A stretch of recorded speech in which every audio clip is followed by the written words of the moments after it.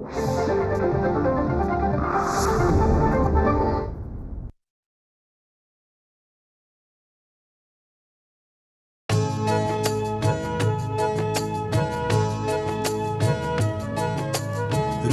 स्पंदन ठेवून नाती नूतन नित्य गुंफते ती.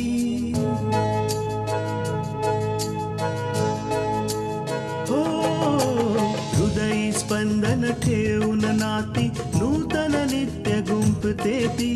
अंगणाची किरणे होऊन घरटे स्वर्णिम करते ती.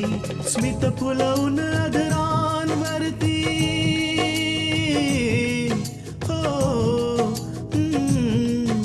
स्मित फुलवून अधरांवरती वेदनेत सुख देते ती. लेक वहिनी आई होऊन जीवन आभा होते ती. सुकन्या सुकन्या सुकन्या आमच्या कन्या. मल्लिकाने ज्या माणसाला बाबांचा ऍक्सिडेंट करण्यासाठी पैसे दिले होते तो माणूस तिच्या विरुद्ध साक्ष द्यायला तयार झालाय. ही तर खरंच खूप चांगली बातमी आहे. त्यांनी मला डिव्होर्सचे पेपर्स पाठवले. हे सगळं कधी घडलं? जिजू स्वतः आले होते? पूजेसाठी स्थळ कोण आहेत ते? आमच्या कंपनीचे एक क्लायंट आहेत बलराजजी. त्यांच्या मुलाने MBA केलंय आणि त्यांची इच्छा आहे की अमेरिकेला जाण्याआधी त्यांच्या मुलाचं लग्न करावं. जिजूंनी ताईला घटस्फोटाचे पेपर्स पाठवले. तू काय सांगतेस आकांक्षा? असा कसा तो तृष्णाला घटस्फोटाचे पेपर्स पाठवू शकतो?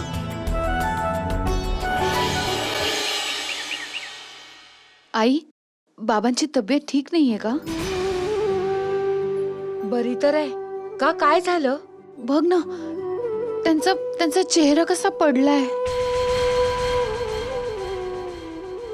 असं वाटतंय कुठल्या तरी विचारात आहेत किंवा त्यांची तब्येत बरी नाहीये.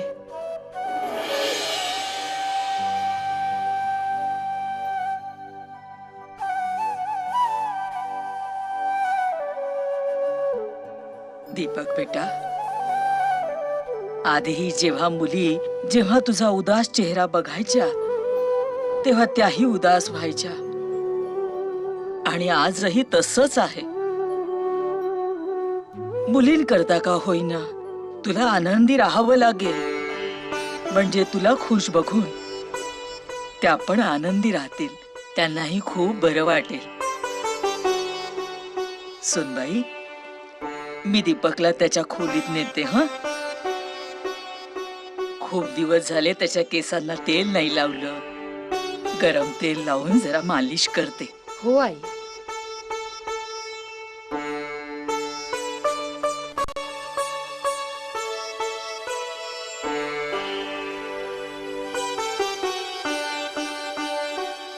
आई, तुला जाणवलं बाबा किती अस्वस्थ दिसत होते? असं वाटत होतं की कसला तरी गहन विचार करतायत आणि त्यांना काहीही सुचत नाहीये. सकाळपासून मलाही जाणवत होतं, पण मला वाटलं की काल रात्री लवकर झोपले होते म्हणून सकाळी लवकर जाग आली असेल. आई, असं तर नाही ना की बाबांनी आपलं कालचं सगळं बोलणं ऐकलंय आणि त्यांना तृष्णाताईबद्दल सगळं कळलं असेल? हो, असंच घडलं असणार आई. म्हणूनच बाबा इतके अस्वस्थ आहेत. जर असं झालं असेल तर हे तुझ्या बाबांच्या तब्येतीकरता चांगलं नाहीये बेटा. ही तर आपली खूप मोठी चूक झाली ग. आई, आपल्याकडनं खूप मोठी चूक झाली. आता आपण काय करायचं? बाबांपासून आपण हे सगळं लपवायला हवं होतं, नाहीतर. नाही बेटा, तुझ्या बाबांना ही गोष्ट कधीच कळणार नाही. मला नाही वाटत तसं काही घडलं असेल. आणि समज तुझ्या बाबांनी ते सगळं ऐकलं जरी असेल ना, तरी ते आपल्याला खोटं आहे असं भासवावं लागेल. पण कसं आई? याचं उत्तर फक्त तृष्णाकडे आहे. मला तृष्णाशीच बोलावं लागेल.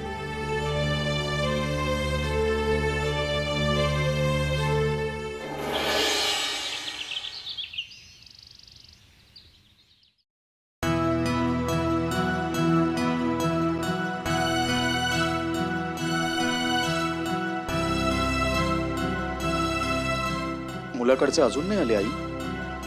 येतच असतील, कधी कधी निघायला उशीर होतो. त्यांचाच फोन. हा काका, कुठे पोचलात तुम्ही? का हे काय बोलताय तुम्ही? अहो नाही, पण हे खरं नाहीये. पण माझं म्हणणं पूर्ण तरी तुम्ही.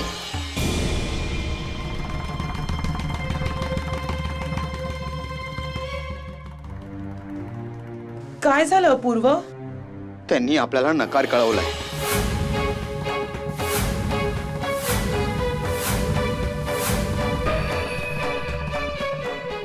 पण का? आई, त्यांना कळलं की आपण तृष्णाला घराबाहेर काढले आणि बाबा पण घर सोडून निघून गेलेत. आता अशा कुटुंबातली मुलगी काय संस्कार घेऊन येईल? पण तू आधी खरं सांगायला हवं होतंस ना की वस्तुस्थिती काय आहे. मी काही बोलायच्या आधीच त्यांनी फोन कट केला. आई, ते तर होणारच होतं. त्या अवदसेमुळे या घरात अवकळा आलीये. तृष्णामुळे नाही, तुम्हा लोकांमुळे.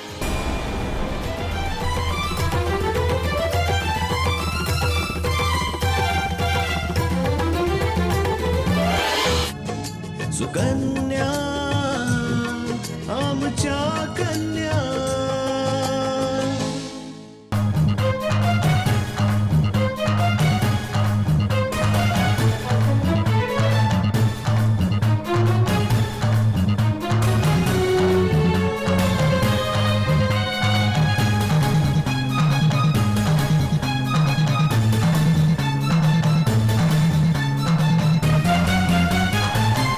त्या बिचाऱ्या पोरीला का दोष देतेस कल्याणी?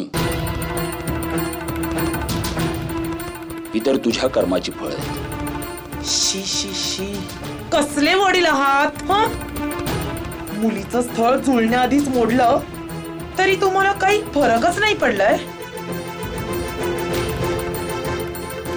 त्या औदसेची बाजू घेताय.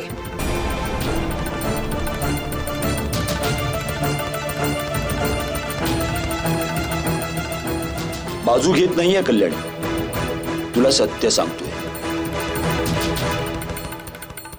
त्या मुलीबरोबर तू इतका अन्याय केलायस की आज तुझ्या मुलीचं लग्न मोडले. एक मिनिट बाबा.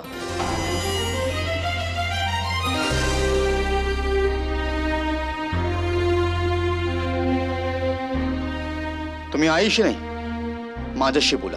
माझ्याशी. आणि राहिला प्रश्न पूजाच्या लग्नाचा, तर ते मी बघून घेईन. तुम्हाला मध्ये पडायची काहीच गरज नाहीये. आणि बाबा, तसंही तुम्ही इथून तर निघून गेला होतात ना, मग परत का आलात?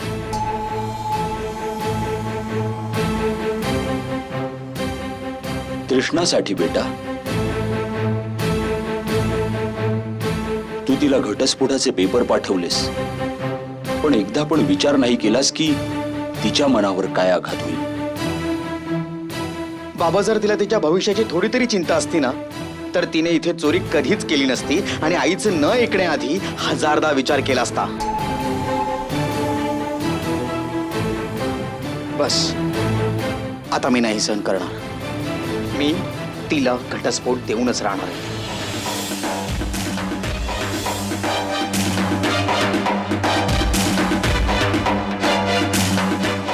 घटस्फोट काय हाच एक मार्ग उरलाय? बेटा, तिची काहीही चूक नाहीये. आणि तू म्हणतोयस तसं तिने एखादी चूक केली असेलही तर तिला त्याची शिक्षा देणं योग्य आहे. तिला माफ करता नाही येणार? नाही बाबा, तिने एकदा नाही तर हजार चूक केल्या आहेत आणि मी देव नाहीये तिच्या चुकांना माफ करायला. देव नाही बेटा, निदान एकदा माणूस बनून बघ. एकदा डोळे उघडून बघ. एकदा आपल्या डोळ्यावरची कल्याणी नावाची ही पट्टी काढून सत्य काय आहे ते बघ बेटा.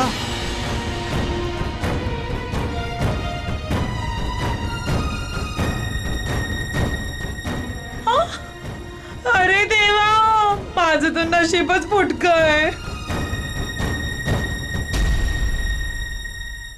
एकीकडे समाजात इतकी बदनामी होते आणि दुसरीकडे हा माणूस माझ्या मुलांना माझ्या विरुद्धच भडकवतोय.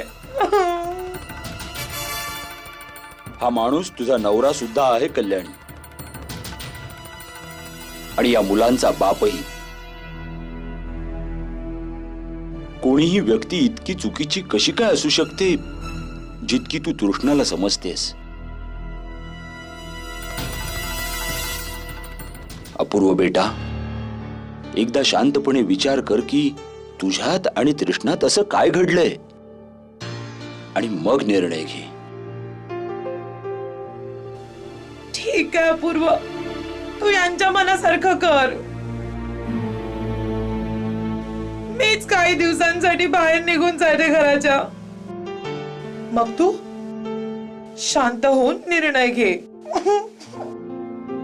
नाही आई, मला जो निर्णय घ्यायचा होता तो मी घेतलाय. आता अजून काही विचार करण्याची अजिबात गरज नाहीये. आणि बाबा, बरं होईल जर तुम्ही ज्या पावली आलात त्या पावली परत गेलात तर.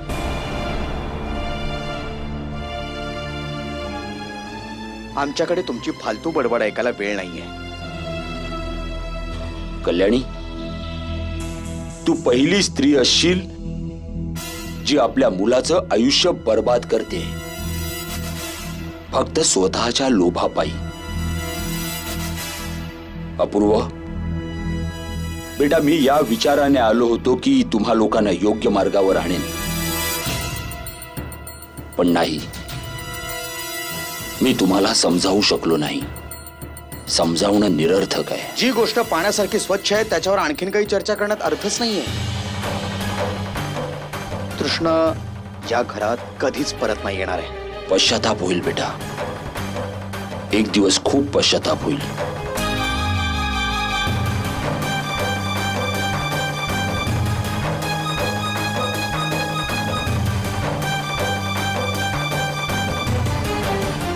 अपूर्व, या तृष्णाची बदनामी तर माझ्या मुलीला उद्ध्वस्त करून टाकेल. मला तर काही कळतच नाहीये मी काय करू. आई, पूजाच्या लग्नाचा विचार करून तू त्रास नको करून घेऊस. बघस तू, तिचा भाऊ तिच्यासाठी असं मस्त स्थळ आणेल ना की लोक बघतच राहतील.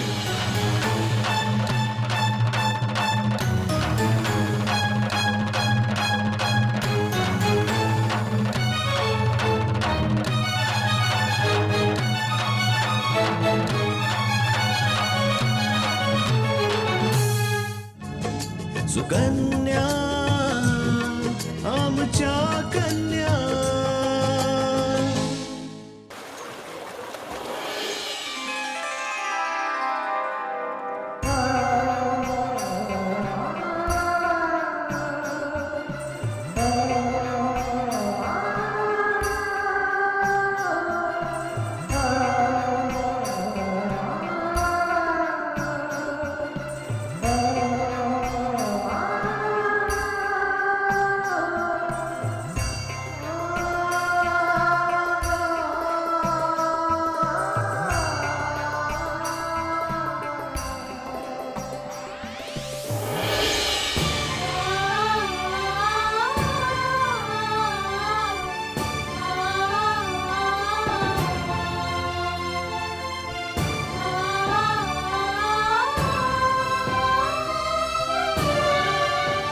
तृष्णा,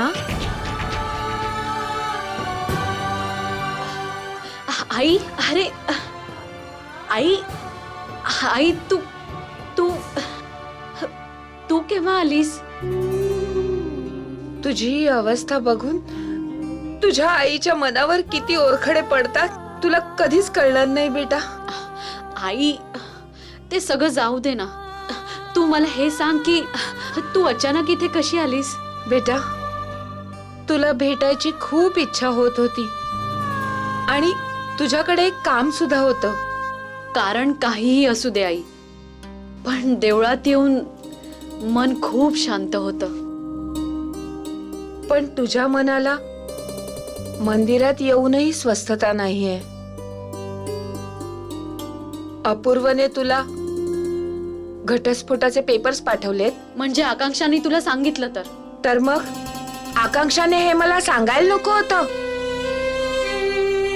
ज्या आईच्या मुलीच्या आयुष्यात इतक्या घडामोडी होत आहेत त्या आईला काही जाणण्याचा अधिकार नाहीये. नाही आई, असं काहीही नाहीये. माझी इच्छा नव्हती की तुला हे कळावं आणि तू विनाकारण अस्वस्थ व्हावंस. विनाकारण? तुला काय वाटलं तृष्णा? जर तू मला काही सांगितलं नाहीस तर मला यातलं काहीच कळणार नाही. इतकी मोठी गोष्ट तू माझ्यापासून लपवू शकत नाहीस. आकांक्षाने मला सांगितलं की तू अपूर्वाची मागणी पूर्ण करणार आहेस. अपूर्वाला घटस्फोट द्यायला तयार झाली आहेस. हो आई, अपूर्वाला माझ्यापासून वेगळं राहायचंय. त्यांना माझ्याकडून डिवोर्स हवाय, म्हणून मी त्यांना डिवोर्स देईन. मी डिवोर्स पेपर्सवर साईन करेन. अशी चूक कधीही करू नकोस. घाईघाईत घेतलेले निर्णय नेहमीच चुकीचे ठरतात. थोडा धीर धर बेटा. मला खात्री आहे सगळं व्यवस्थित होईल. आई, कधी ठीक होणार? हे कधीच ठीक होणार नाहीये. केव्हाची तर मी वाटच बघते. माझ्या प्रतीक्षेचं, माझ्या सहनशीलतेचं हे फळ मिळतंय मला. कित्येकदा अशी परिस्थिती येते बेटा, आपल्या हातून सगळंच निसटून जातं, काहीच शिल्लक राहत नाही. पण अशा प्रसंगी आपण फक्त धीर धरायचा असतो. तुला आठवतंय जेव्हा तुझ्या बाबांचा ऍक्सिडेंट झाला होता तेव्हा डॉक्टर म्हणाले होते की जर त्यावेळी मी डॉक्टरांच्या शब्दावर विश्वास ठेवला असता तर कदाचित आज मी तुझ्या बाबांना गमावून बसले असते. आई, मला तुझं म्हणणं पटतंय आणि मी असं काहीही करणार नाही ज्याने आमचं नातं संपुष्टात येईल. सुकन्या आमच्या कन्या. तू हे सगळं जाऊ दे ना. मला हे सांग, बाबांची तब्येत कशी आहे? तुझे बाबा जसे होते तसेच आहेत, पण मला भीती वाटते की त्यांची तब्येत जास्त बिघडली तर. का? काय झालं आई? बेटा, खरं तर असं झालं की मी आणि आकांक्षा आपापसात बोलत होतो आणि आम्हाला असं वाटलं की तुझे बाबा झोपले आहेत. पण जेव्हा सकाळी मी त्यांचा चेहरा पाहिला तर मला खूप हताश वाटला. आम्हाला शंका आहे की कदाचित त्यांनी आमचं बोलणं ऐकलं असावं. आई, हे तर ठीक नाही झालं. मी किती प्रयत्न केलेत बाबांना ही गोष्ट न कळावी म्हणून, पण आता त्यांना हे कळलंय तर आता काय होईल आई? म्हणूनच मी तुला भेटायला आले बेटा. आता जे काही करायचंय ते तूच करू शकतेस. आई, मी काय करू शकते? मला कळतंय की ही वेळ तुझ्याशी हे सगळं बोलण्याची नाहीये, पण तुझ्याशिवाय कुणीच नाहीये जो तुझ्या बाबांचं हास्य परत आणू शकेल. निसंकोचपणे बोल आई. मी बाबांकरता काहीही करायला तयार आहे. बेटा, तुला एक दिवसाकरता आपल्या बाबांसाठी घरी यावं लागेल. हा, आणि इतकंच नाही तर तुला हे दाखवावं लागेल की तू तुझ्या सासरहून आलीयस आणि तू तिथे खूप खुश आहेस. आई, मी असं कसं करू शकेन? हे तर खूप अवघड आहे. तरीही मी प्रयत्न करेन. प्रयत्न नाही बेटा, तुला हे करावंच लागेल. आणि जेव्हा तू येशील तेव्हा मी तुला बाबांच्या आवडीचा शिरा बनवून देईन. तुला हे सांगावं लागेल की तू तुझ्या सासरहून त्यांच्यासाठी घेऊन आलीयस. मला माहितीये बेटा, तुझ्याकरता हे सगळं करणं किती कठीण आहे. पण बेटा, हा तुझ्या बाबांच्या आयुष्याचा प्रश्न आहे. आई, मला तुझ्या भावना समजतायत ग. मला समजतंय तुला मला काय म्हणायचंय ते. तू घरी जा, मी तुझ्या पाठोपाठ घरी येते.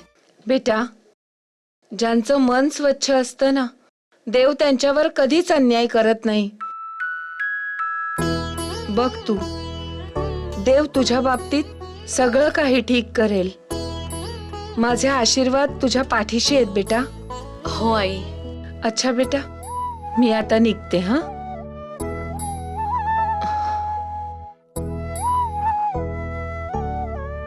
स्वतःची काळजी घे आणि लवकर घरी ये. हा, बरं आई.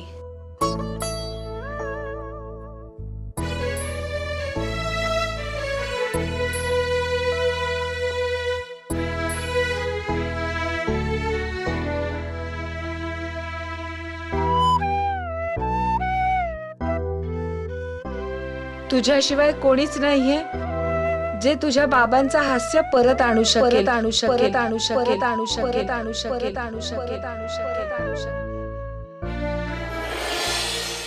हो स्मित फुलवून आदरांवरती वेदनेत सुख देते ती लेक वहिनी आई होऊन जीवन आभा होते ती सुकन्या सुकन्या सुकन्या